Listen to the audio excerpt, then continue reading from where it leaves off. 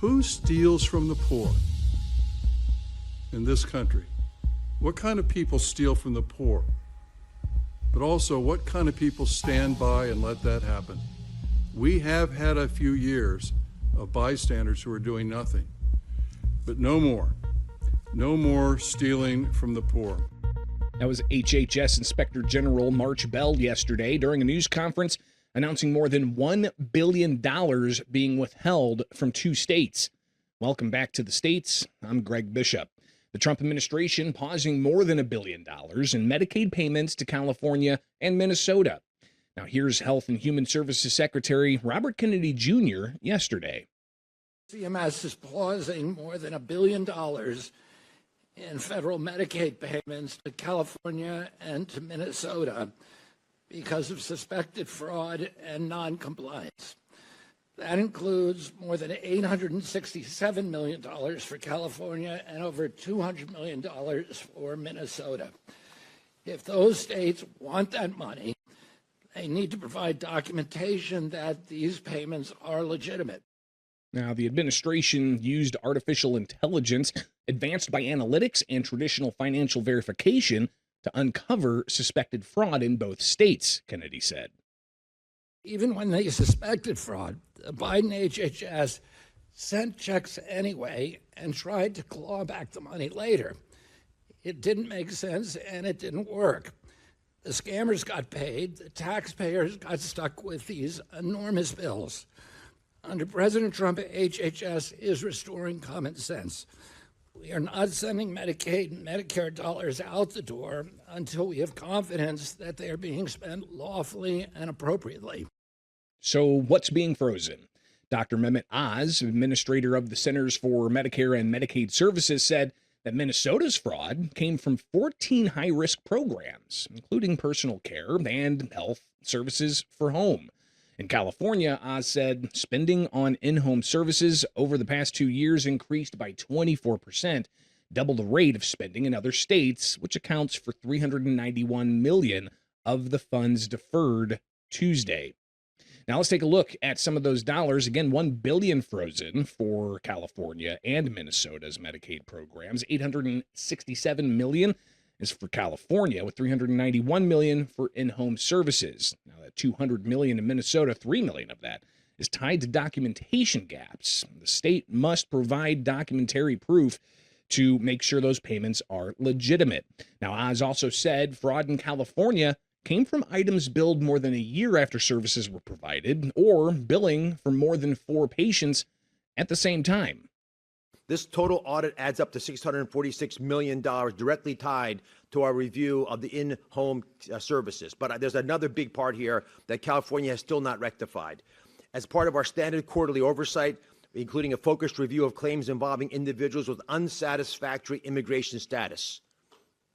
Unsatisfactory immigration status means you can't prove that they're supposed to be in America and that they're eligible for these services. Because this is an ongoing massive problem for California. Now, Kennedy, he also announced the Department of Health and Human Services set to expand its exclusion authority, which would allow the secretary to block or completely eliminate certain actors suspended and suspected of fraudulent activity. Now, one area that was the focus of this suspension of program funding was for skin substitute payments. Not sure what that is? Well, here's CMS Deputy Administrator and Chief Operating Officer Kim Brandt. Spending on skin substitutes this year is 95% lower than it was in the last year. We are now spending in line with 2019 and 2020 levels before the runaway pricing began. The billions and billions of dollars that were flowing out the door every year, we stopped that. And that matters because much of this was for fraudulent payments. For example, one 80-year-old woman who had been allegedly receiving over 5,000 skin substitutes. Now, I don't know about you, but if you think about that, that means she would have been mummified if that would have actually happened. Dan Brillman, Deputy Administrator for the Centers for Medicare and Medicaid Services, said states can retrieve those frozen funds if they provide documentation to validate beneficiaries' eligibility. Services were actually delivered and go after improper payments when they're identified. Oz, he said officials in Minnesota have provided the Trump administration with documents that are being evaluated. He said the fraud issue in California is more complex. Now, California Governor Gavin Newsom yesterday addressed the issue. He said the Trump administration's announcement was politicized, and California is working to get the federal government the information that they need. This is exhausting. I've never seen anything like this. And so we'll work through the process. We take fraud seriously. We don't politicize it like these guys. Always have. Open hand, not a closed fist. We've been working with them in good faith.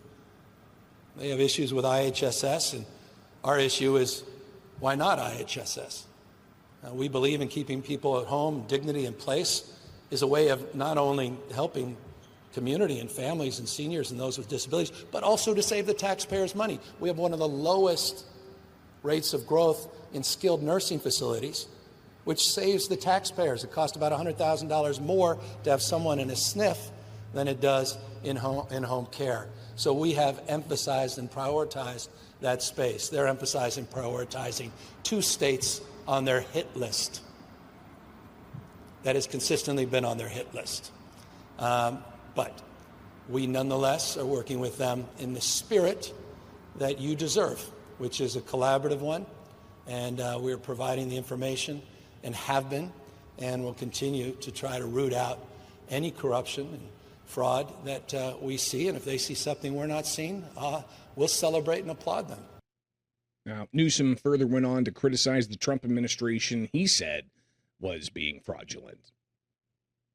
We take the issues very seriously. I don't want any of I'm not a taxpayer. I don't like waste. None of us likes waste, fraud. Come on. The fraud is the Trump administration. The waste is the jaw-dropping abuse to the taxpayers of this failed war in Iran. When am I coming out with my meme coin?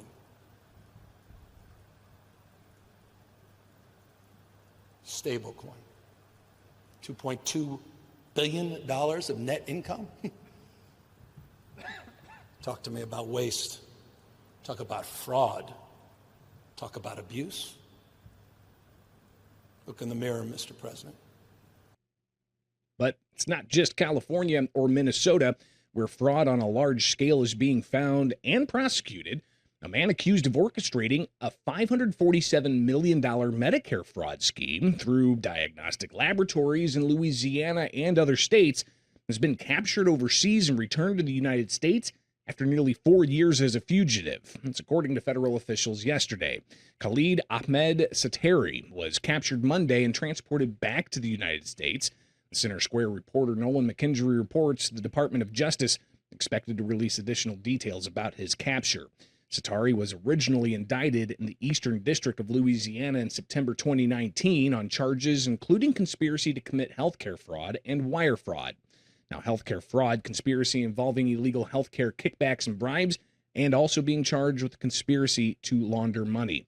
Federal prosecutors allege Satari controlled a network of diagnostic laboratories in Louisiana, Oklahoma, and Georgia that used telemarketing campaigns, patient recruiters, and telemedicine companies to generate orders for expensive cancer genetic tests.